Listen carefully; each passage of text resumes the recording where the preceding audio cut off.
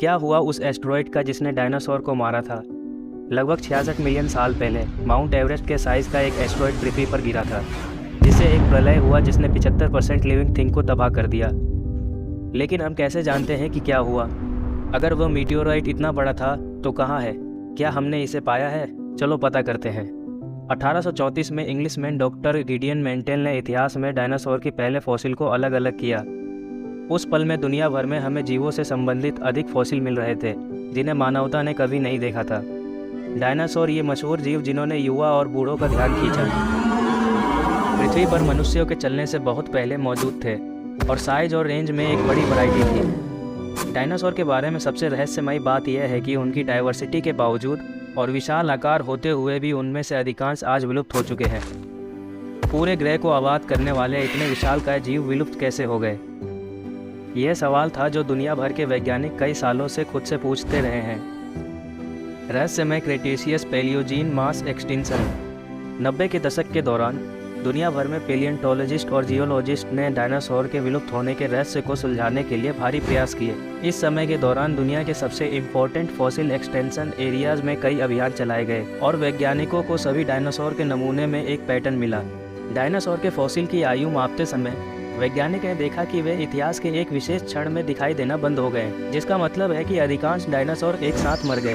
दूसरे शब्दों में जियोलॉजिकल एविडेंस से पता चलता है कि 66 मिलियन साल पहले अचानक बड़े पैमाने पर विलुप्त होने का कारण क्रेटेशियस पीरियड का अंत होना और मेसोजोइक युग पैलियोजीन को जन्म देना शामिल है। सेनोजोइक युग की पहली अवधि जो आज भी जारी है। इस रहस्यमय बड़े पैमाने पर विलुप्त होने को केपीजी इवेंट के रूप में लिस्ट किया गया था, जिसका मतलब जियोलॉजिकल रिकॉर्ड में क्रेटेशियस पैलियोजीन।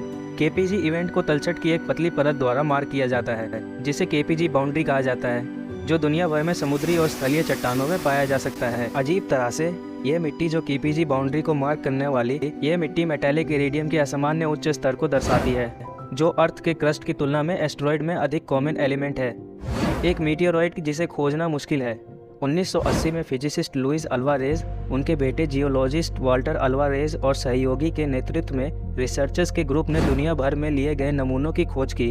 6.5 करोड़ साल पहले क्रीटेशियस और टर्टियरी पीरियड्स के बीच की इंटरमीडिएट परतें इरिडियम की कॉन्सेंट्रेशंस नॉर्मल से सैकड़ों गुना अधिक है। इस खोज के लिए शुक्रिया। उन्होंने अल्वारेज हाइपोथेसिस को उठाया, जो बताती है कि डायनासोर और कई अन्य जीवन रूपों का विलुप्त होना पृथ्वी की सतह के खिलाफ एक बड़े मीटियोरॉयड के प्रभाव के कारण हुआ होगा 65 मिलियन साल पहले। हालांकि ये प्रस्ताव एक समस्या में चला गया। वह समस्या ये थी कि बड़े पैमाने पर विलुप्त होने के कारण, जैसे कि एक बड़े मीटियोरॉयड ने पृथ्वी के क्रस्ट पर कम से कम 150 किलोमीटर व्यास का एक गड्ढा छोड़ा होगा, और उस समय तक इस तरह के डायमेंशंस का कोई क्रिएटर ज्ञात नहीं था। चिक्सलूप क्रिएटर। इस थ्योरी को कंफर्म करने के लिए एक एस्टेरॉयड के इम्पैक्ट के कारण डायनासोर विलुप्त हो गए थे। यह क्रेटर खोजने के लिए ज़रूरी था जहां यह गिर गया था। कई वर्षों से दुनिया भर में जियोलॉजिस्ट सफलता के बिना फेमस क्रेटर की टियरलेस खोज कर रहे हैं। यह एक मुश्किल काम था क्योंकि यह घटना 66 मिलियन साल पहले हुई थी। उस समय महाद्वीपों के पास वो कॉन्फ़िगरेशन नहीं था जिसे हम आज जानते हैं, इसलिए ये सबसे अधिक संभावना है कि क्रेटर जमीन के नीचे कई किलोमीटर गहरा था।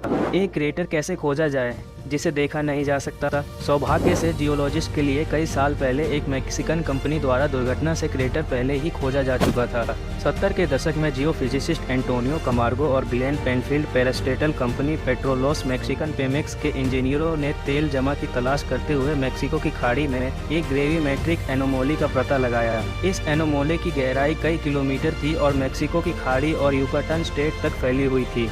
शुरू में इंजीनियरों को ये नहीं पता था कि ये क्या है, लेकिन स्ट्रक्चर में मीटियोरॉयड के इम्पैक्ट से उत्पन्न क्रेटर का आकार था। मैक्सिको के नेशनल ऑटोनोमस यूनिवर्सिटी यूनाम ने नासा के सहयोग से इस थ्योरी को कंफर्म करने के लिए मैक्सिकन कंपनी पेमेक्स द्वारा बनाए गए कुओं के सैंपल को एनालाइज किया।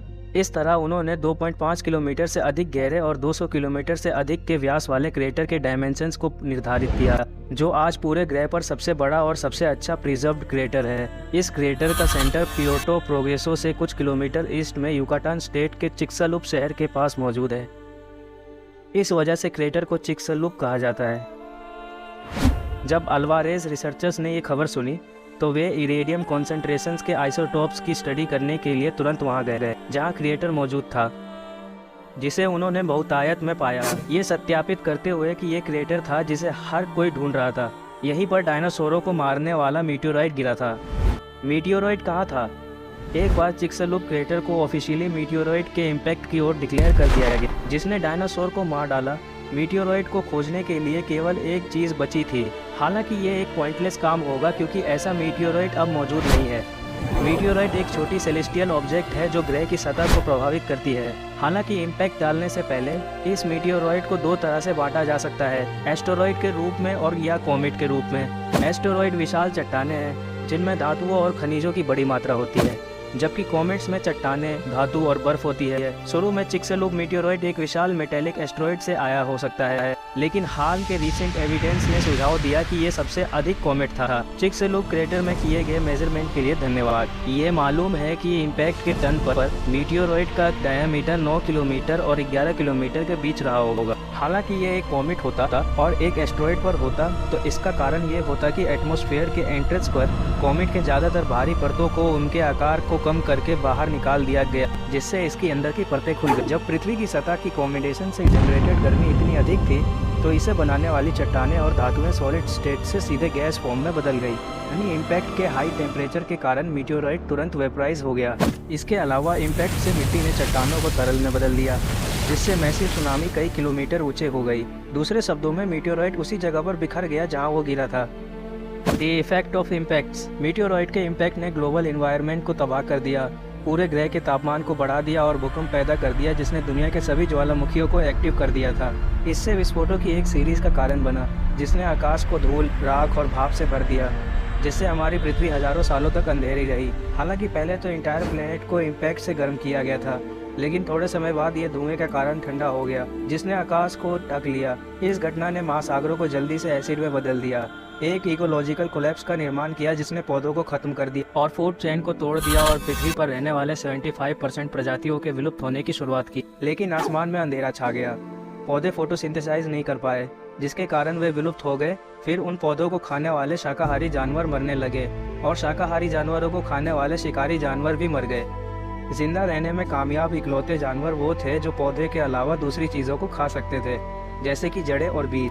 इस तरह मॉडर्न मार्सुपियल्स के आइडेंटिकल स्मॉल रूडेंट्स आकाश से गिरी हुई राख से शरण ले सकते हैं और मृत पौधों की जड़ों को खा सकते हैं। अदर मोर इंटेलिजेंट एनिमल जैसे पक्षी मृत पेड़ों से बचे हुए बीजों और मेवों को खाकर जिंदा रहने में कामयाब रहे और मीटियोराइट के इम्पैक्ट के कारण गिरी हुई राख से प्रभावित नहीं हुए और अंडरग्राउंड मेंटल में पानी की खोज की। केपीजी एक्सटिंक्शन में प्रजातियों की वाइड रेंज मिट गई। सबसे मशहूर नॉन एवियन डायनासोर है। हालांकि कुछ स्तनपायियों, पक्षियों, छिपकलियों, कीड़े पौधों सहित दूसरे स्थलीय जीवों की भी मौत हो गई और महासागरों में सभी टेरोसोरस।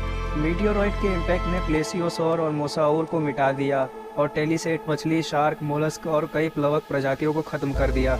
हालांकि एक्सटिंक्शन ने एवोल्यूशनरी मौके भी दिए।